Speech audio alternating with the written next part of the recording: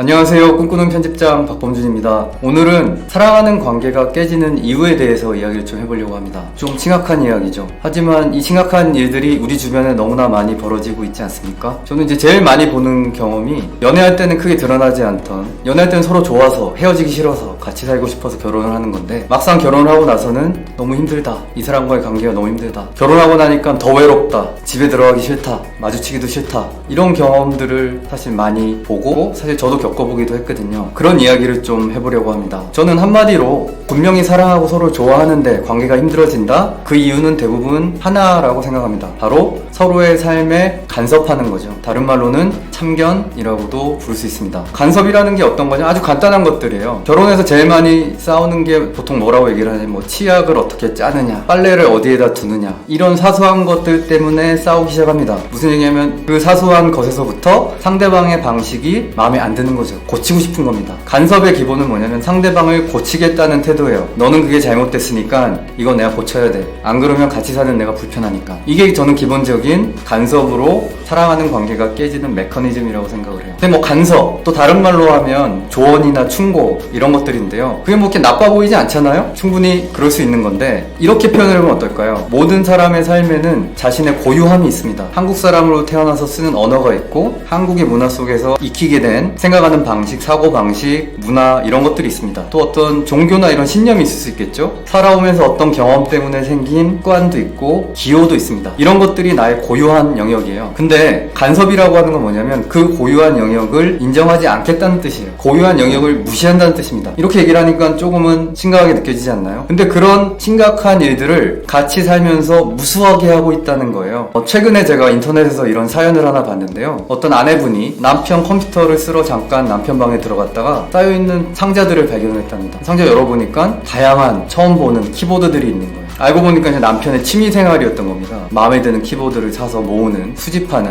이런 취미였는데, 아내 입장에서는 도저히 이해가 안 되는 거예요. 인터넷에 사연을 올려서 자기가 쳐다보니까 어떤 거는 하나에 26만원, 어떤 거는 34만원, 이런 키보드들 도대체 왜 모으는 거냐, 난 이해가 안 된다. 이럴 돈 있으면 뭐 저축을 하든지 이렇게 가족들을 위해서 쓰든지, 나는 그런 게 맞지, 이거는 뭔가 잘못된 것 같다, 여러분 생각 어떠냐, 이제 이런 사연이었어요.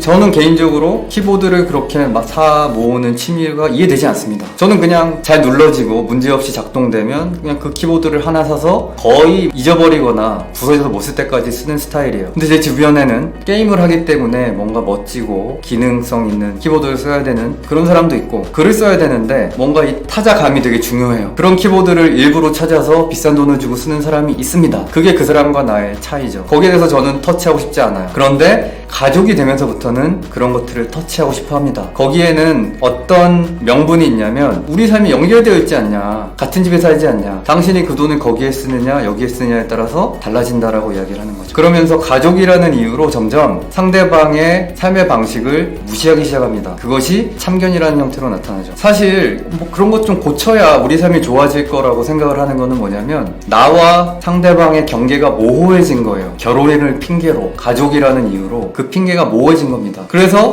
그거는 너의 고유한 영역이 아니라 나랑도 관련있는 거니까 나한테 맞춰줘야 돼 라고 이야기를 하기 시작하는 거죠. 그러면서 대부분의 관계는 삐걱대기 시작합니다. 그러면 나중에 어떻게 되냐면, 요거는 인터넷에서 본 또 다른 사연인데요. 어떤 아내분이 남편에 대한 너무나 큰 원망, 사연에도 느껴져요. 더 심하게 얘기하면 원한이 느껴집니다. 남편이 연애하는 동안 그렇게 다정하고 나를 사랑스러워했던, 사랑해줬던, 사랑하는 남편이 결혼하면서 달라졌다는 거예요. 뭔가 이 부부관계도 예전 같지 않고 나를 차갑게 대하고 집에 들어오기 싫어하고, 이런 이야기를 쭉 하는 와중에 이건 사람들이 왜 저런 관계가 됐을까 궁금하잖아요. 그 사연 안에 비밀이 숨어 있어요. 내가 이런 것 좀 해달라고 하면 정말 사소한 거 들어줄 수도 있을 것 같은데 안 들어준다 라는 거예요. 무슨 얘기냐, 결혼을 하면서 아내가 무언가를 고치도록 요구하기 시작했다는 거죠. 거기서부터 이제 남편은 저 사람은 나의 고유한 영역을 인정하지 않고 이건 잘못됐으니 고쳐라고 이야기하는 사람이 돼버려요. 더 이상 사랑스러울 수가 없습니다. 그 사연에서 아내분이 나는 왜 남편이 이렇게 변했는지 이해할 수가 없어, 그 다정함 다 어디 가버린 거야 라고 이야기를 하고 있는데, 그 사연 속에 답이 다 있어요. 이 아내는 결혼을 하면서부터 이전에 연애 생활할 때랑 다르게 참견을 하기 시작합니다. 반대 경우도 마찬가지예요. 어느 한 방향만 그런 게 아닙니다. 남편도 아니 당신 우리 수입이 얼만데 그 중에 몇 퍼센트를 화장품 값으로 다 쓰고 있어, 꼭 계절마다 옷을 사야 돼? 이건 뭐냐면 남성인 남편의 입장에서 아내의 고유한 어떤 영역을 인정하지 않는 거죠. 그러면 당연히 이게 맞냐 저게 맞냐라고 싸우겠죠. 이런 과정입니다. 상대방의 고유한 영역에 간섭을 하기 시작하면 무조건 옳다 그르다 아무리 싸워봐야 결론을 낼 수가 없어요. 왜냐? 사실은 옳은 게 없습니다. 옳으냐라는 기준이 있나요? 없습니다. 당연히 옳고 그름 싸워봐야 말다툼이 될 수밖에 없어요. 그래서 간섭은 사랑하는 관계를 바꾸는 나쁜 마법이죠. 근데 이런 간섭이 우리나라 문화에 훨씬 더 심해요. 지나가다가 애를 데리고 이렇게 걸어가면 지나가던 할아버지 할머니가 아이고 애가 추운데 이렇게 하면 안 되지 이래야지 다 내 가족 같아서 그렇다고 얘기를 해요. 뭔가 다른 사람의 삶에 관여하려는 습성이 정말 강합니다. 그것들을 우리가 가족 안에서부터 오랜 기간 훈련을 받았기 때문에 평소에 연애할 때는 그러지 않다가도 가족이 되는 순간 그것이 드러납니다. 하나하나 간섭하고 싶어 하죠. 거기엔 다 이유가 있어요. 우린 가족이니까, 사랑하니까, 우린 연결돼 있으니까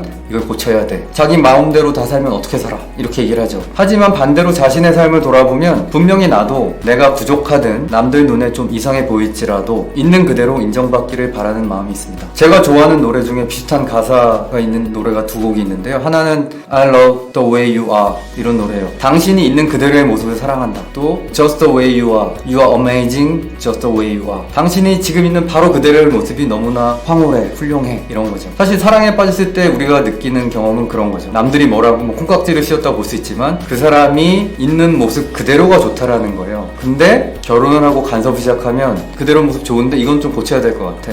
이거는 우리 같이 살려면 용납이 안 돼. 이렇게 하나하나 고치기 시작하는 거죠. 그리고 거기엔 다 이유가 있습니다. 이게 오르니까. 이래야 비용을 아낄 수 있으니까. 다양한 이유가 있지만 사실은 그렇게 해서 관계가 깨지면 그 관계가 깨졌을 때 비용에 비하면 사실 그 비용은 아무것도 아니에요. 키보드 아무리 이 사람이 열심히 모아봤자 두 사람이 만나는 게 얼굴도 보기 싫고 사랑도 느껴지지 않고 그래서 들여야 되는 심적인 비용, 그렇게 관계가 어려져서 이 사람들이 술을 먹든 나가서 놀든 화가 나서 차를 몰고 나가서 드라이브를 하고 오든 관계가 깨져서 생기는 비용에 비하면 실제로 내가 그것을 교정함으로써 상대방을 고침으로써 얻을 수 있는 이득은 그리 크지 않습니다. 그렇기 때문에 사랑하는 관계를 유지하고 싶다면 첫 번째 철칙은 뭐냐? 상대방의 삶에 간섭하지 않는다. 있는 그대로의 모습에서 장점을 발견해야 됩니다. 제가 좋아하는 정혜신 박사님의 책이 있는데요. 당신이 옳다라는 책이에요. 그 책을 보면 끊임없이 있는 그대로의 모습을 인정하는 것의 중요함을 정혜신 박사님께서 이야기를 하십니다. 그러면서 절대 하지 말라는 4가지가 나와요. 충고, 조언, 판단, 평가입니다.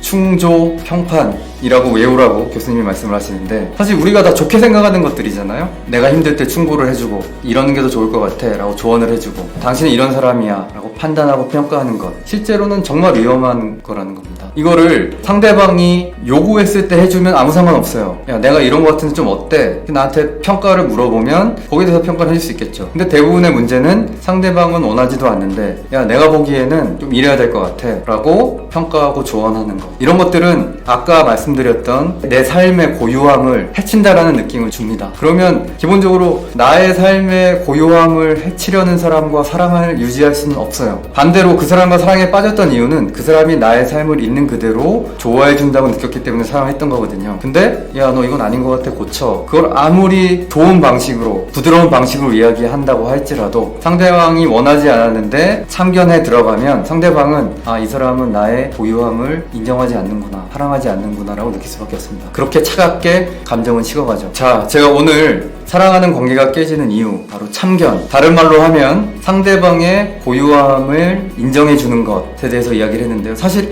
어렵습니다. 왜냐면 내 기준이 있기 때문에 저건 뭔가 마음에 들지 않는 부분이 있거든요. 아, 저 사람이 이 빨래를 여기에만 넣어주면 내가 정말 편할 것 같은데 그걸 안 해줘. 속상하기도 하죠. 저 사람이 나를 인정해주는 것 같지 않아서 또 속상하기도 합니다. 하지만 반드시 그래야 해요. 그래야 사랑이라는 관계가 유지될 수 있습니다. 그걸 잘 해내려면 어떻게 해야 하는가 라는 이야기는 다음 시간에 좀 같이 나눠보도록 하겠습니다. 긴 이야기 들어주셔서 감사합니다. 오늘 이야기 마치겠습니다.